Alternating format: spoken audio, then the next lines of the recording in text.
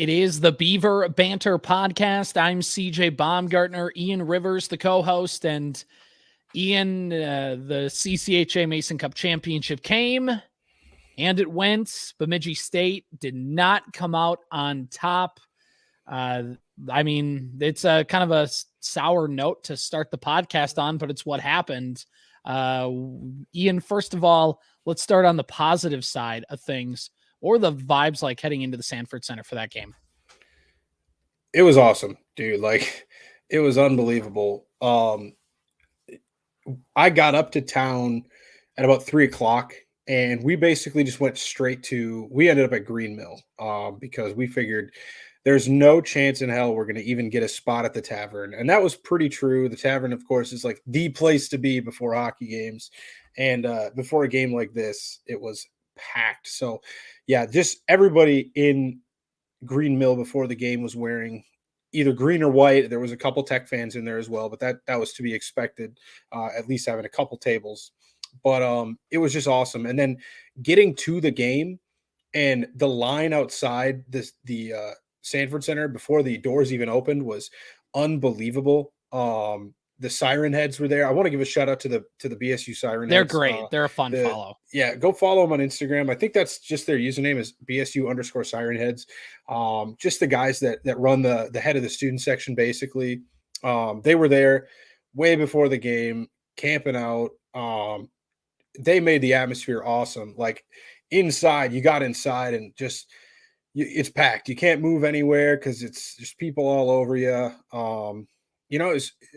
I couldn't have asked for a better atmosphere. And obviously we'll touch on the game in a second, but I drove up on Friday and I had to come back on Friday. And it's kind of, one of those things you lose the game and you just, man, that wasn't worth it. Like, I wish I would have not driven 7 hours round trip to go watch that game, but that's not the case because that atmosphere is literally what I've been begging for years from this town and from this team, and it all kind of came together. And you're not going to get that for a regular season game, right? The stakes are not that high. There's not a trophy on the line. There's so much that goes into that. But for real, there's no reason, even on a Thursday, that this team should have to play in front of a barn that has maybe 1,100 people in it. Like, right. That shouldn't happen. I'm thinking 2,500 minimum for all these home games. And hopefully that's what this season can bring. And that's a little bit of the disappointment that comes with losing this game is like the tidal wave gets bigger and bigger the further you go into the season. And, an NCAA tournament appearance in the non-COVID era could have done a lot for helping attendance out, but there's so much that goes into attendance, and we've probably had that conversation before, and I'm not going to rehash it here on this episode, but just getting to experience that. The first 3,500 fans got a rally towel that you got to wave around. That's something that you've been very much like hoping for, is kind of like a rally towel. Did you get one? I did, yes. Oh. I was one of the first 3,500 people in the building. So there's about 800 people that missed out on them, if I'm correct on that. And honestly, yeah, I love the rally towel idea. I think it should become like BSU's thing. BSU needs a thing. And I think that right now it's kind of like the wave, unfortunately, is BSU's thing. Guys, I love the enthusiasm. Don't do the wave. There's a 5% part of me, man, that's kind of just like, you know what? Screw it. Let's lean into it. Make it the Sanford. If it gets fans engaged, I don't care. If fans are excited to come to the Sanford Center because they want to relive the wave, and if it gets people in the stadium, I'm not going to knock it. But yeah, it is a little bit old school to do that. It's a little corny. Let's put it that way. But that's what I want our thing to be. I think that all the students, when they get on campus, should get a rally towel. You're told to save it. Your whole career, every sporting event you go to, bring the towel with you. And like soccer, football, hockey, freaking tennis, if you go, bring it with you to every sporting event that you're at. And that should be what BSU's student section and non-students are known for, is the rally, like Pittsburgh Steeler type thing, but with a white towel instead. But anyways, yeah, I mean, just the atmosphere in general was awesome.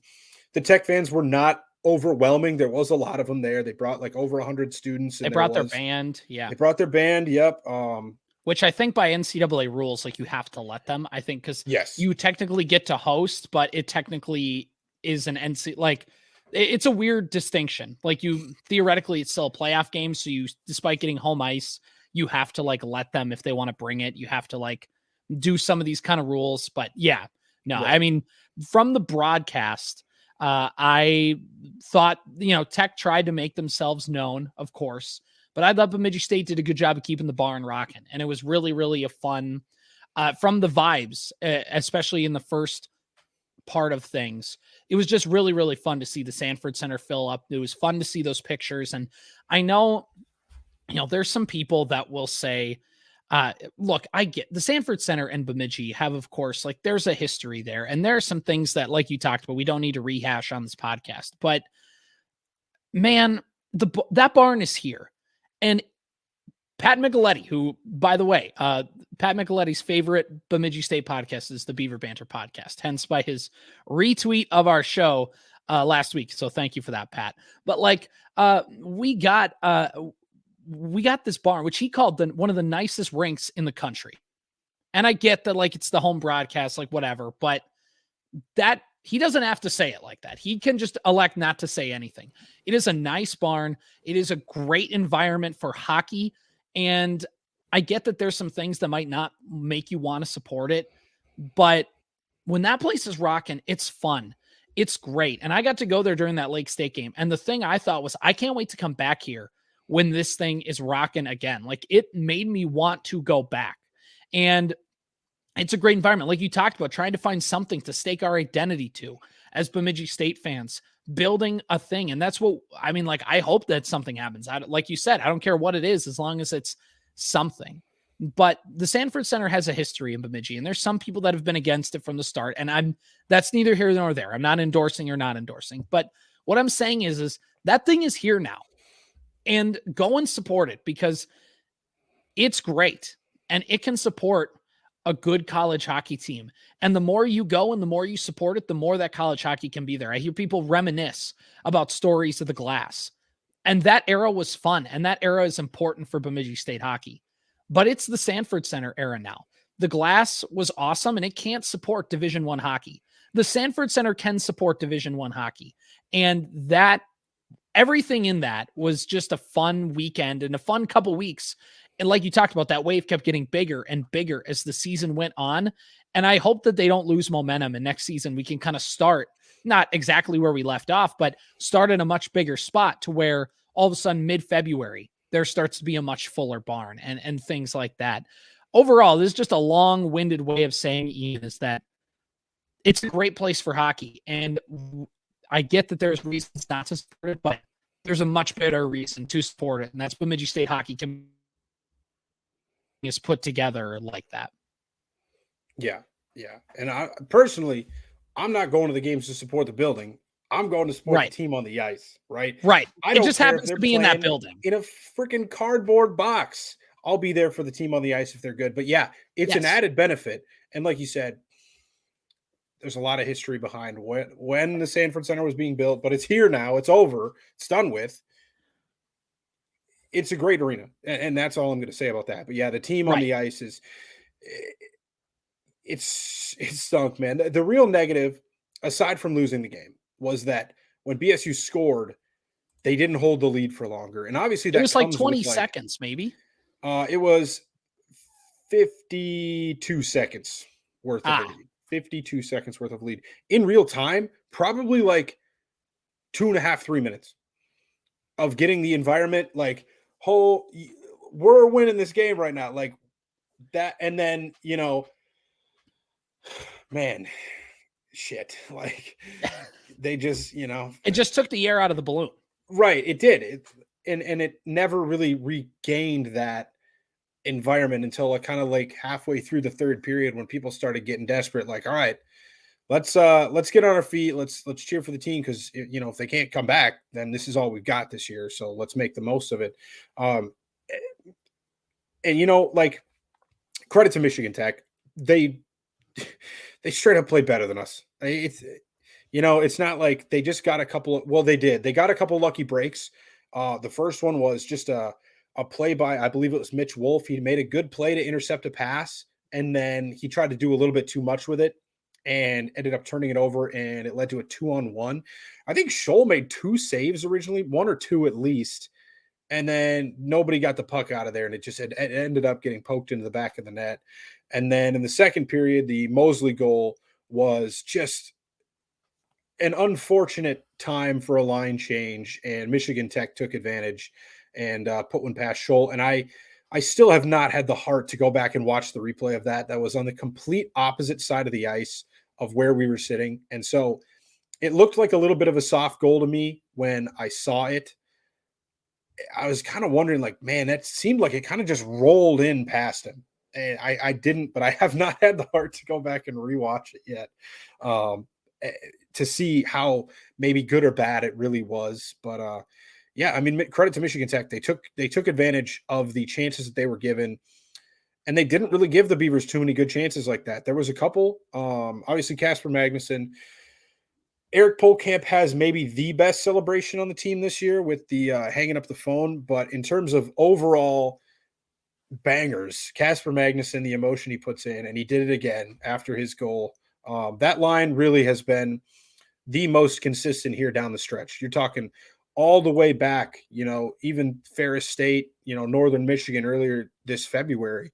That line has been producing every single weekend for us. And they're the line that got the unfortunate only goal of the game for the Beavers, and then nothing else was able to come.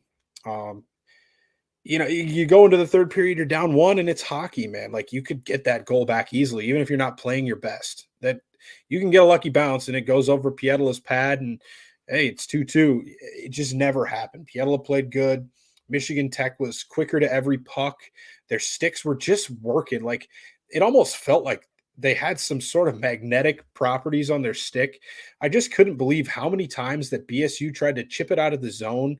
They toss it off the boards, and it just didn't have enough to get out. And Michigan Tech was always right there to keep it in the zone. And yet on the other end, when Michigan Tech's trying to break out of the zone, they just do it every time. And we never, ever were able to just get a puck on a stick, and the couple times that we did, they ended up making a good defensive play, or Pietala came up big in the net. And that's really all there is to say about it. BSU did not have its best game. It's probably the worst game that they've played, unfortunately, since before that Northern Michigan game, maybe since February 3rd against Augustana. And, it's an unfortunate time to have it, but you're on an 11-game unbeaten streak. You're bound to have some duds in there. And we saw one against Ferris State. It was just a little bit fortunate they were playing a team like Ferris State that wasn't as talented as Michigan Tech, and that could come back in and really shut you down. And I think Michigan Tech played pretty inspired in this game. Not that the Beavers didn't. I mean, there was plenty to play for. I don't think it was an effort thing. I'm not saying that.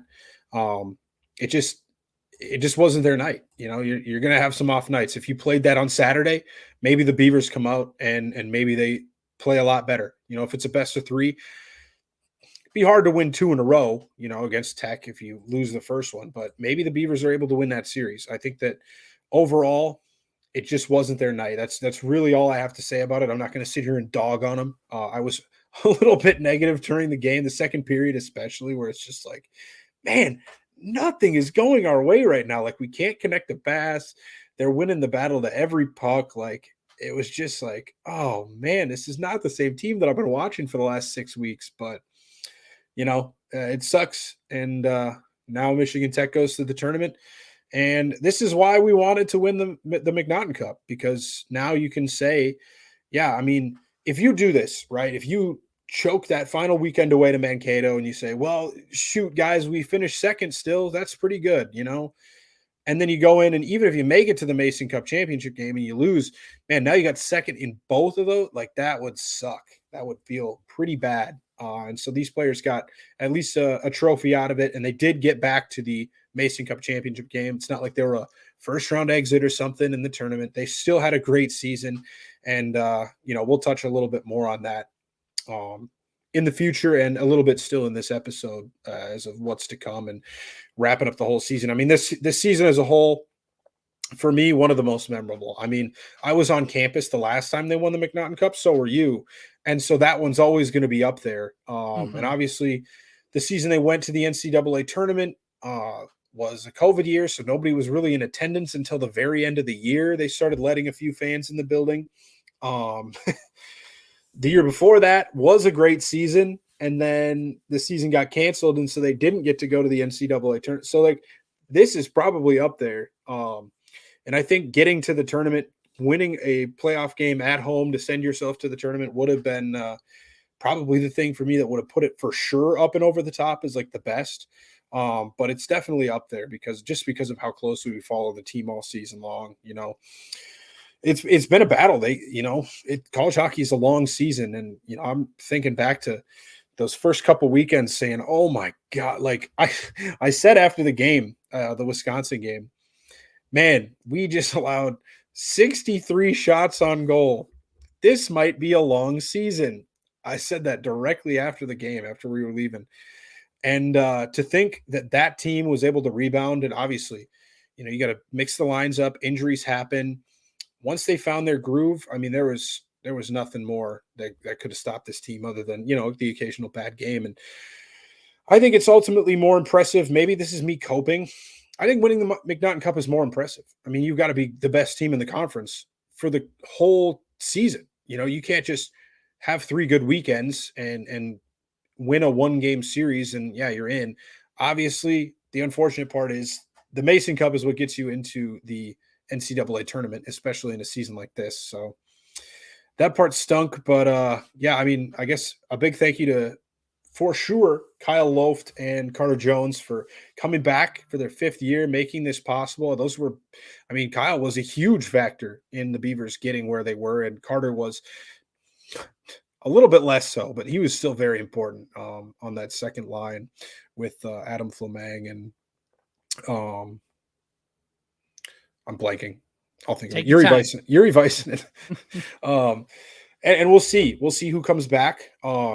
There is the graduate transfer portal is open right now. So players like Eric Martin, Austin Jopi, Jackson Judding, any of those guys, even Gavin Enright, guys who have graduated could transfer out at this point. But we probably won't hear too much on whether or not any of these 5th-year guys are coming back.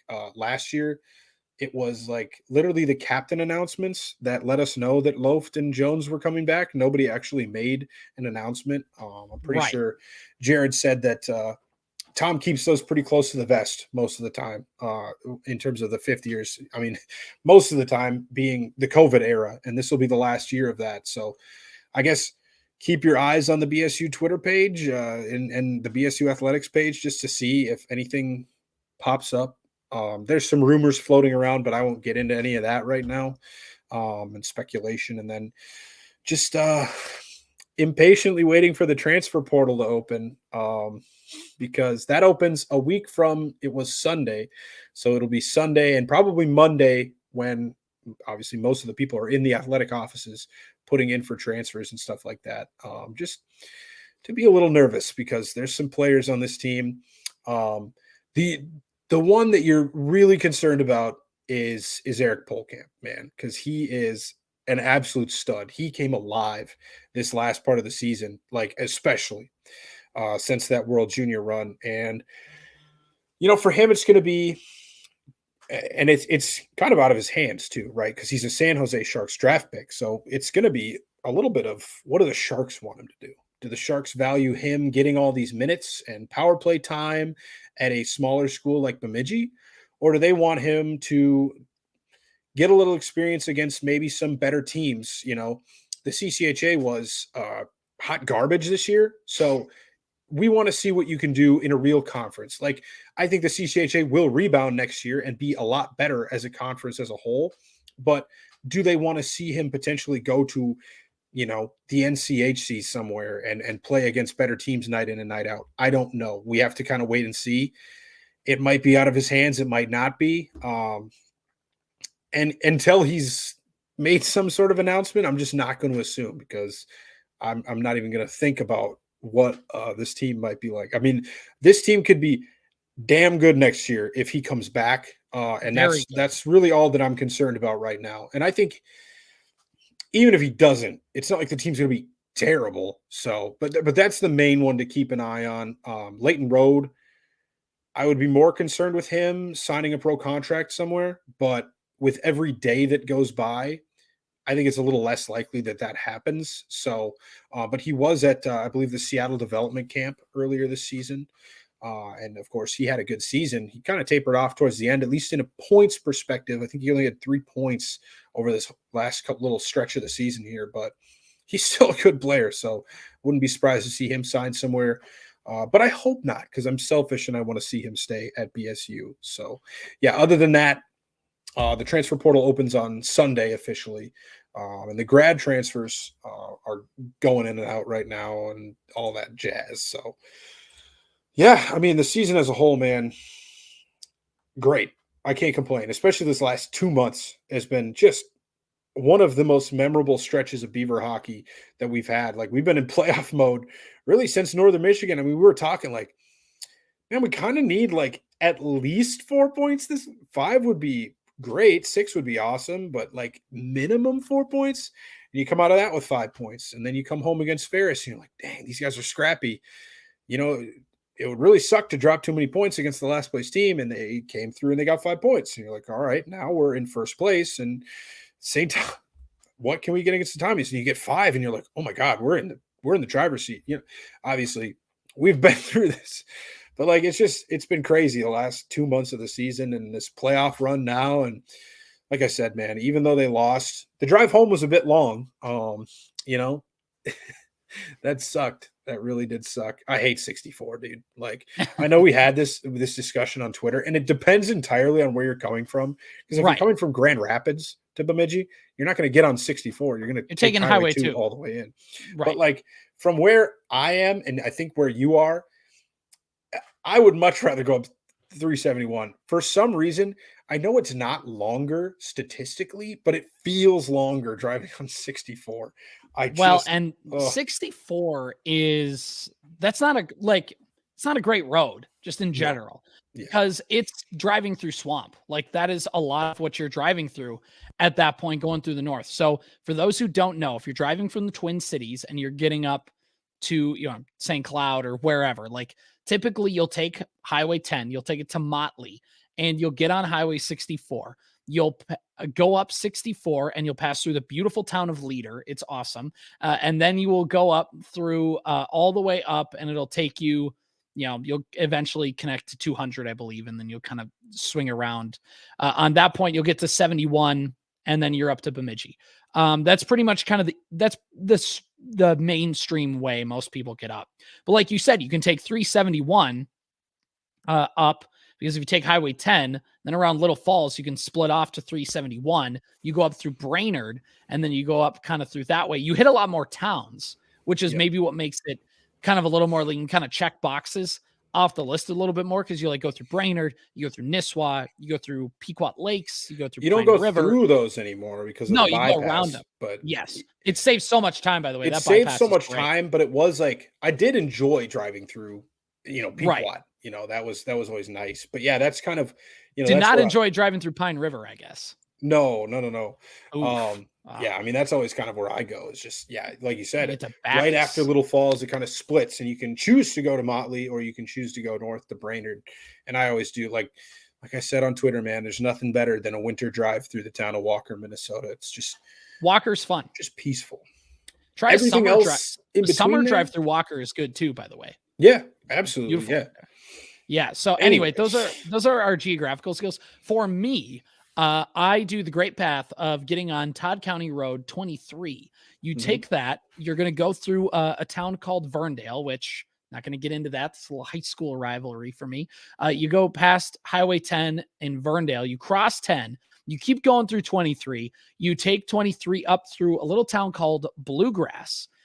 You work your way up to, there's going to be a road, which name escapes me, but it connects the town of Sabico, which is parallel to 71, which you can also take up 71 all the way up through Park Rapids. You can take 71 all the way up to where it merges with 200. You can also take 71 up to the Lake George cut across, but I would take 23 and you take it all the way up They're doing some road construction on it now, but you cut through Hubbard, and then you go through Hubbard, and then you kind of go around Park Rapids. So you're like on the back end of RDO, because you can smell the French fries from the RDO plant.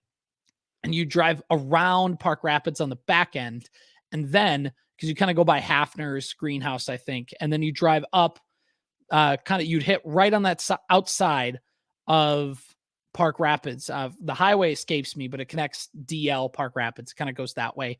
You cross that highway, and then you take the Lake George cut across, and that's how I get up there. It's pretty slick. So there's our geography. But Ian, I think, overall from watching the game against Michigan Tech, to go all the way back to that, you alluded to it earlier.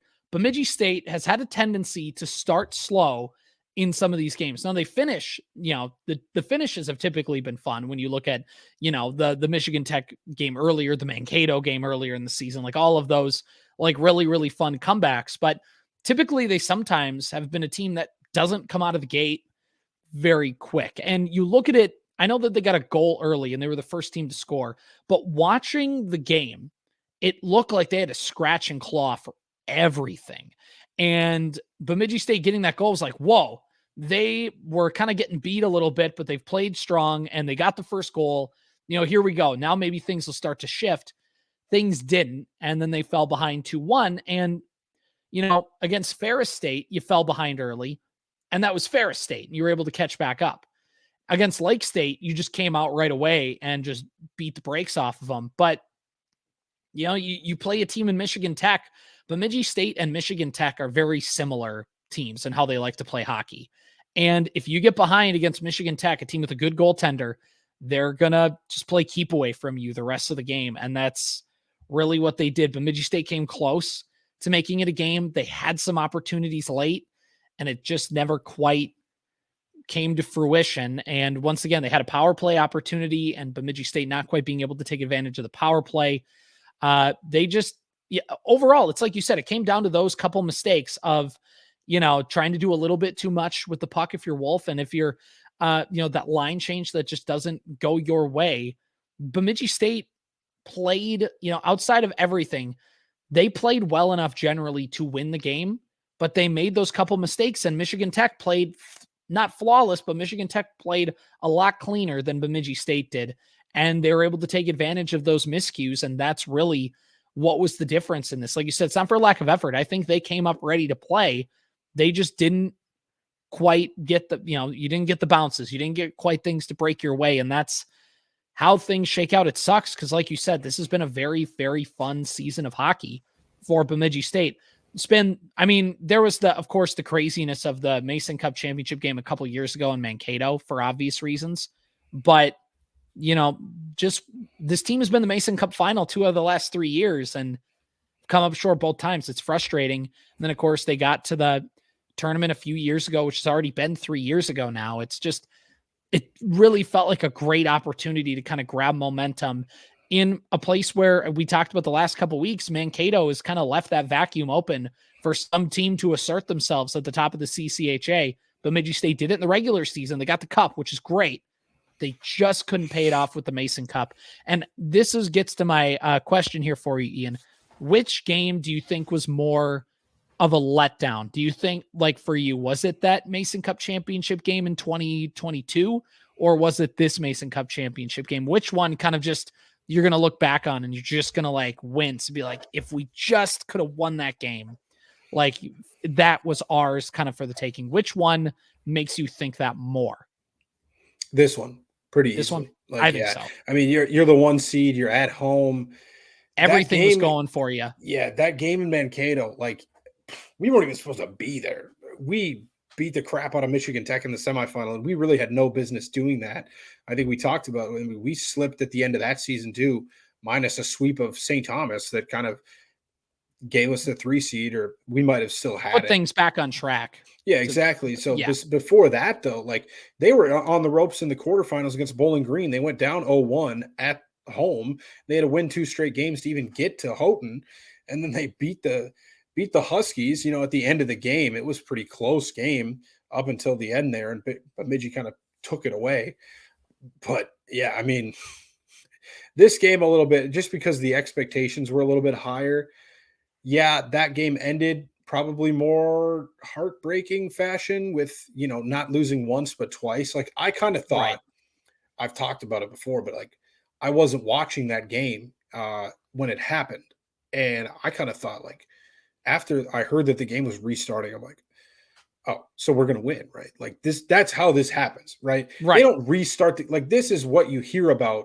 This is what movies are made of. Yeah, Like, exactly. Literally movie script stuff. Like, wait, guys, they're restarting the game. We still have a chance. Like, I could see Owen Sillinger in the locker room with his inspiring speech.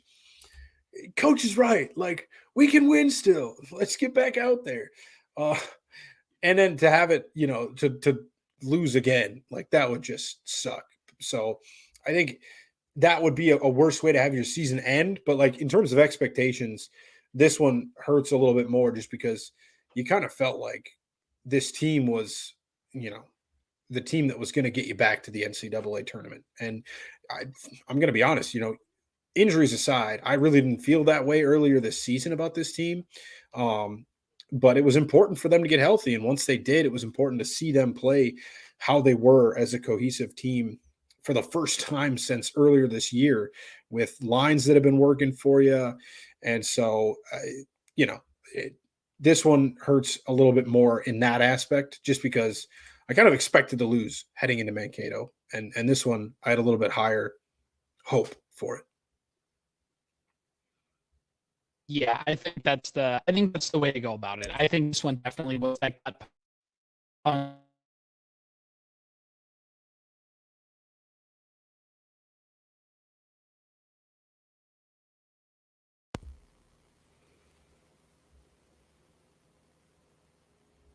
thing early. I think getting up 1-0 early really kind of was like, here we go. Like this, I think it's almost like, and to put it in an NFL perspective, after scoring that goal early, Ian, it was like the Vikings getting up 7-0 in that 2017 NFC Championship game. You're like, here we go. Like, we're going to do this thing. Like, I can see it happening right in front of my eyes. Then the rest of the game was just, constantly getting beaten down. And then by the end of it, you're just like, we're not going to win this thing. And that's how it felt watching that one. But yeah, so yeah, I agree with you on that. But as for the transfer portal stuff, I have a similar parallel to that. My boss listens to the podcast. He has no affiliation with Bemidji State, but he loves listening every week. So shout out to Andrew. But yeah, he saw me yesterday at work and he said, how did it go? Did they win? And I just said, no.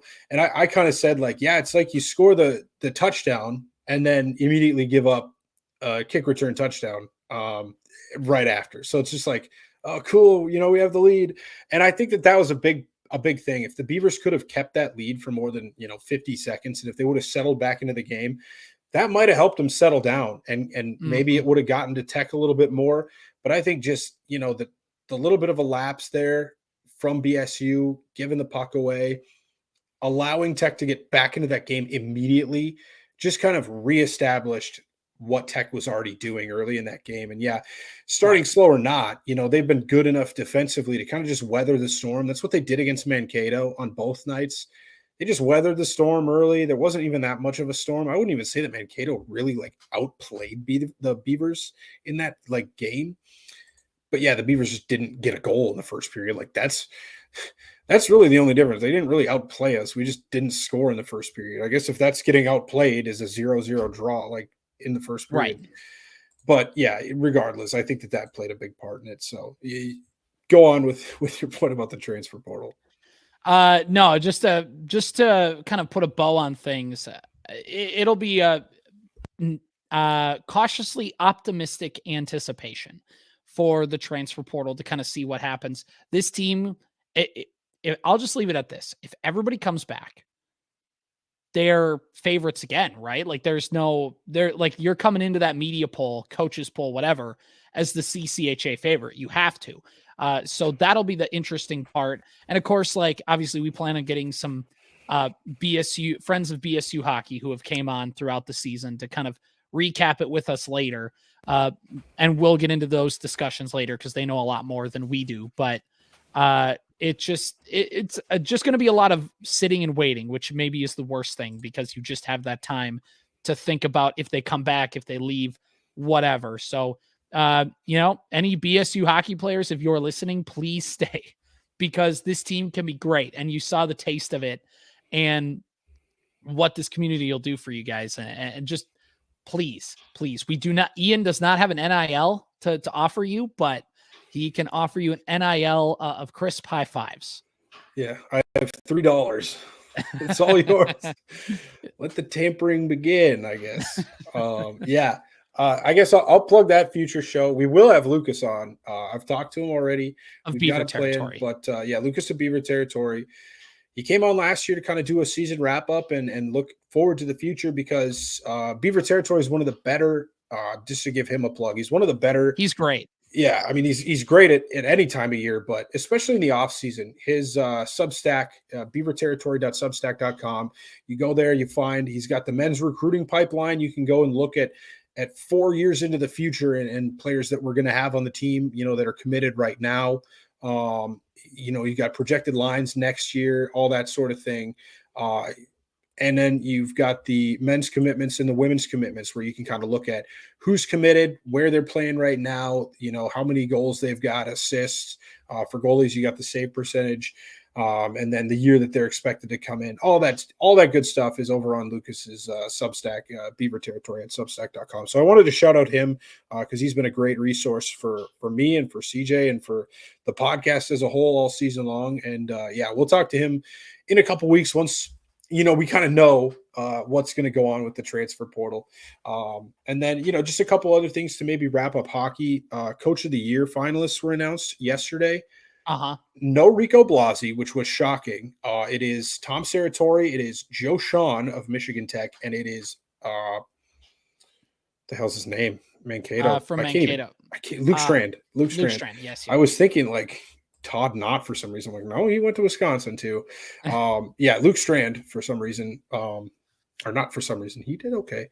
Are the three finalists. All I'm going to say about that is if Joe Sean wins that award, this is an unserious league, dude. I need to talk to the coach, and I know it's voted on by the coaches, but this dude has been enthralled in controversy earlier this year, with the whole I can't even remember. I'm not even going to try to pronounce his last name without looking at it. Patrick's Marcinevid something for Jesus. It's Eastern European. Let's put it that. He's got that whole thing.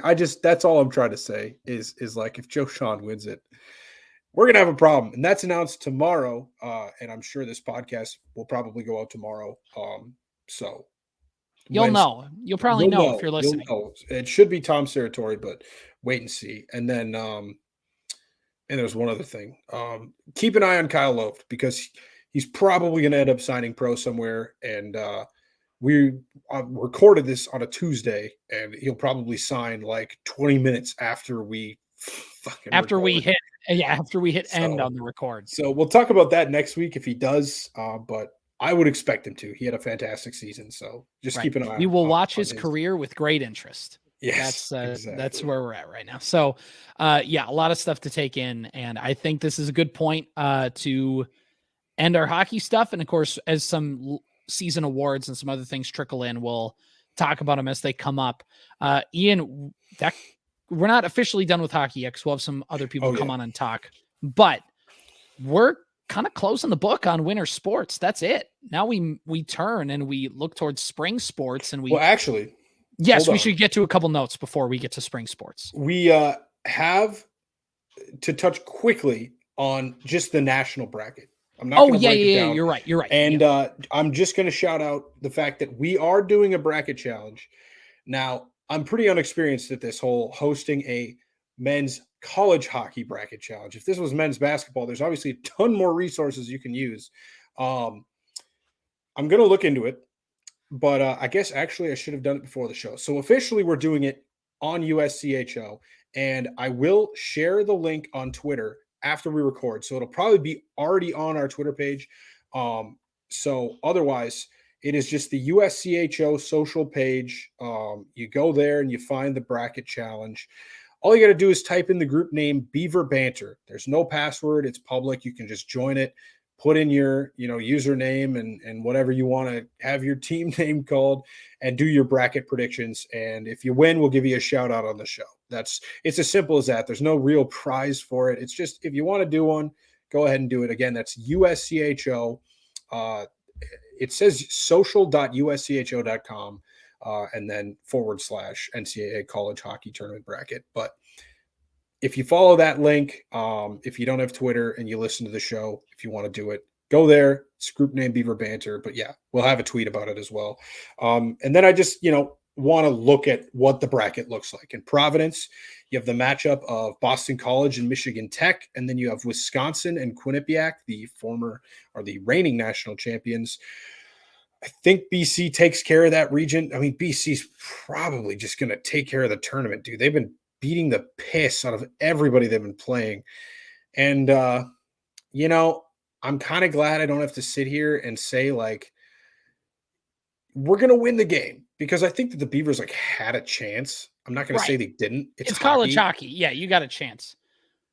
Boston College is playing insane right now, dude. Insane. Yeah.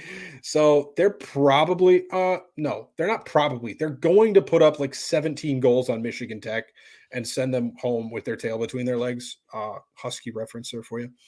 So I would pick Boston College to come out of that pretty handily, but you never know. It's just so tough to see Michigan Tech get. It'd be just brutal, to see them go home. You just hate to see it. So the real interesting bracket is the Maryland Heights one in Missouri, where Lindenwood plays, because obviously there's a controversy between like the fact that there's only going to be 3,100 people allowed inside, like because it's such a small arena, and it's probably like the group of death, if you had to say that. It's Michigan State and Western Michigan, and then you got North Dakota and Michigan. So, like, this is going to be a bloodbath. This is a stacked regional, all things considered. Yeah, there's also a lot of controversy about 3 Michigan teams getting put in. I hear about that too. I don't know if there's controversy with it, because I think they've tried to do that. Like they did that last year with the Minnesota teams in Fargo. Right. I think it makes for a better atmosphere. I just wish that there was more people allowed inside. Like you put North Dakota in there and then 3 Michigan teams. Like if Michigan and Michigan State match, like it seems weird to put them all. I mean, I get why they did it geographically, but it sucks that there's not more people that are going to be at that regional. In terms of who's coming out of it, you tell me, man. I have no clue. It seems like North Dakota is playing the best hockey right now. Of course, they did just lose to Omaha again. They got swept by Omaha to end the season, but of course they had nothing to play for other than pairwise standing. So I picked Michigan State. Spoiler alert. Go ahead and copy my bracket if you want to. I think that this will be a theme. I think that this is going to be the year of teams that have kind of risen from the grave in terms of national, not supremacy, but prominence. National, prominence. So I picked Michigan State to upset North Dakota in that regional to get to the Frozen Four. Sioux Falls, Boston University and RIT, and then Minnesota and Omaha. I think Omaha's maybe playing the best hockey of any team here. Minnesota has, of course, a bunch of experience with 2 Frozen Fours. They went to the national championship last year, back-to-back Frozen Fours, I should say, not just 2. I could see Minnesota coming out of it just because, like, if their experience starts clicking for them and they just know that they've been here. I mean, Boston, you went to the Frozen Four last year too, so they kind of know where they're at. But a lot of their players are younger. Minnesota's an experienced team, but they're not playing all that well right now. So I could see Omaha beating Minnesota. I could see Minnesota going to the Frozen Four. I did end up picking Boston University just because I think their talent might end up being the difference in this, and the fact that they play RIT in the first game might end up being the difference in this, and Minnesota and Omaha may very well end up in overtime. So that one was hard to pick for me as well, because I really could see 3 teams from that region getting to the Frozen Four, but I think it's going to be BU at the end. And then Springfield, Massachusetts, one of the more controversial because of, well, not controversial because it's just how it is, but UMass, the 4 seed, is the host, and Denver has to play in Massachusetts against the 4 seed, who is from Massachusetts and hosting the regional, which is stupid. But that's That's the rules. That's the way it goes. So Denver and UMass, I mean, there might be some trickery in that game just because Denver like is playing Mass in Mass, but I think Denver's a better team. That game could go either way. I'm not going to lie to you. If there's a one seed that gets upset, I could see it being Denver in the first round, but I picked them to win that game. Maine and Cornell. Cornell's hot right now. They're a very popular upset pick. But I have Maine going through. I have Maine going to the Frozen Four. Another team that is kind of rejuvenating themselves from the days of old. So Michigan State and Maine are kind of my sleeper teams to watch. Go Black Bears and go Spartans. But I'm not going to touch on who did what in the Frozen Four in my bracket because if I divulge all of that information, it's probably going to end up being wrong. And, I'm not going to expose myself to that, at least until the tournament starts. So, yeah, that's kind of what the bracket looks like. Not a ton to say about it. I mean, it wasn't necessarily super controversial. Just kind of the way it stacked up because of the rules that are in place. And Denver gets the short end of the stick again. It kind of feels like Denver gets that quite a lot. But, Boston University had to go to South Dakota because they couldn't play against UMass because they're in the same conference. And that means Denver has to go to Mass to play against Massachusetts. So it all works out in the end. That's that. So, all right, let's wrap up the podcast talking about a few different newses and notes. First off, I'd like to mention on a little bit of positivity as we talk about things. So over the weekend was the Minnesota State High School League boys basketball state tournament. And in the 4A game, Minnetonka beat Wayzata to win the state championship. Their head coach for Minnetonka was Bryce Tesdall, who was a graduate of Crosby Ironton and played on a state team that they had in 2007. Around that time frame. He also is a Bemidji State grad. So shout out to him taking home that state title. Ian, you have a note about Del Duncan Busby. Yeah, Del Duncan Busby competed at the CFL Combine to gear up for the CFL draft, which will be on April 30th. He's a native Canadian, so not shocking to see him, get an opportunity to do that. And I think he's pretty highly ranked. He was ranked as the number 13 Canadian collegiate draft eligible player by the CFL Scouting Bureau, released in January. So it seems, I don't know if that means that he's like the 13th overall draft prospect or if he's the 13th overall Canadian born draft prospect or if he's the 13th overall Canadian draft prospect, like in the Canadian draft. Yeah, I like think what the it just means that he's the 13th best prospect. I don't know. I'll take it. Take that with what you will. This is courtesy of BSUBeavers.com. If you want to read the whole headline, an article, you can go there. But yeah, good to see him getting some buzz there. Pun intended. Pun intended. Yeah. So and obviously we'll touch more on that. I believe we'll still be doing shows. I haven't looked officially at our schedule and when the seasons will wrap up, but when is the draft is April 30th. April 30th. It'll be close. Yeah, it'll be close. And at the very least, we can do something quick, to at least give him a shout out wherever he ends up. But yeah, so that's just a little positivity there about Dell and where he's at. All right. And this is where the positivity ends. Bemidji State baseball. What? Don't do it to us. Yeah. It's look, Bemidji State baseball kind of is where it is. They're 1-21 on the season. They opened up NSIC play earlier in late last week. Well, technically early in the month when they played Augustana, but they also continued when they lost in a 4-game series to Winona State. They are now coming home this weekend, but thanks to a snowstorm, I don't know if our prediction of Bemidji State actually getting to play a home baseball game on March 29th, probably not going to happen. We'll see. Maybe things hold up, but Friday, first Bemidji State home game. If not, their next home game is April 10th, which hopefully things will be ready by then. They'll play Southwest Minnesota State. We'll see if they can take advantage there and get their first NSIC win of the season. That's where things stand with them. Ian, let's talk about softball. Yeah, softball had a rough Missouri trip. They really hadn't won a game since March 4th. So quite a while. And then, you go all the way through Missouri, you get swept by all those teams. And then you finally opened up NSIC play this last weekend into the early week here, Sunday and Monday.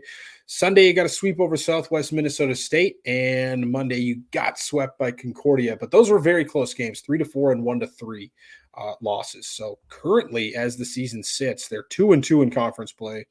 And, it's kind of the same deal, I think, with the hockey team. That's really all we're concerned about is conference play at this point. I mean, non-conference is over, so that's to be expected. But, yeah, put yourselves in a good position to make the NSIC tournament again. I believe it's 10 teams. I think it was 10 last year that made it. So, yeah, and we're only 4 games in, so we're not going to look at the standings and break it down, as of right now where we're at. But, yeah, good to see them kind of get off that slide.